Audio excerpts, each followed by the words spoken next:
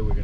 We're gonna, the unit starting off on what we call north side. We don't have any specific intel on anything for tonight. Today's just whatever comes up. And it didn't take long. No possibly shots fired, officer. Copy that. Can I get the 1020? Just about 30 minutes into rolling out with the Orlando Police TAC unit, Lieutenant Al Negron and his squad receive a call about shots fired near the UCF Valencia campuses downtown. Sounds like they don't have much, so let's just go ahead and move back to north-south. What kind of an incident would require a TAC unit? So the TAC specializes in is like neutralizing felony vehicles.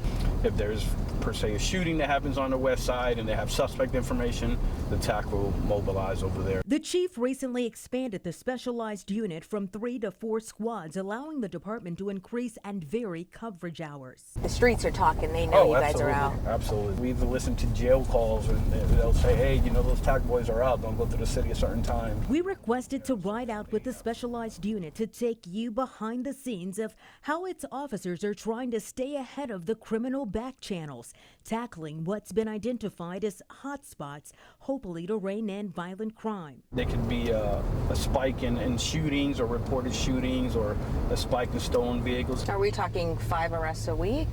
We're averaging the TAC unit anywhere between 40 to 50 felony arrests a week.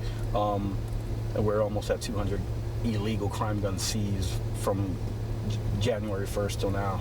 Earlier this year, 9 Investigate spent weeks analyzing reports from the Florida Agency for Healthcare Administration dating back to 2019.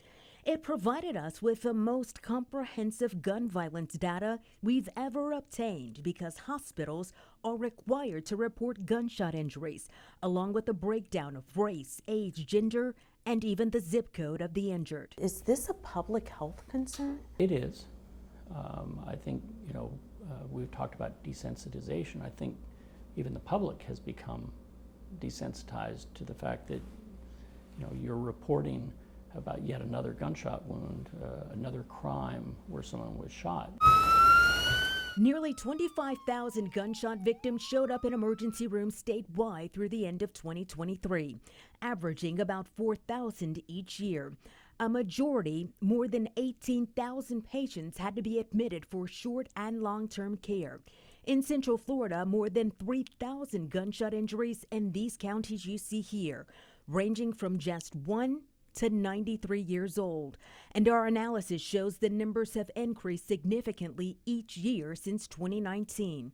Perhaps, though, the most troubling, an average of 430 of the victims are 18 or younger, and the summer months offer the unfortunate fuel for gunfire. It is very disturbing. Maybe because I've been in Orlando so long already working, I feel like the summers we've becoming used to the gun violence increase because some of the school is out. Even in broad daylight, I felt the pressure of the job. They're going to be in the process of doing a probable cause search for narcotics. Also is occupied 4 times, which is why they've requested additional units. Facing anxiety with every car we pulled over that officers deemed suspicious. And you guys bring more than one officer here because it's a safety thing.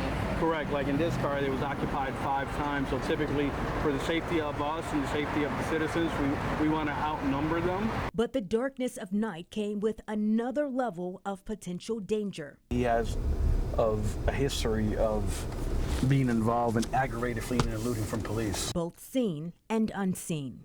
What do you say to people? Because there's always criticism. I instruct my guys to be straight up honest with them. Be like, hey, we are the violent offender police. If you're not somebody who meets that threshold, then you have nothing to worry about. And that's why we're such a high liability unit, because it's so many unknowns when you're stopping a car. Charlie 17.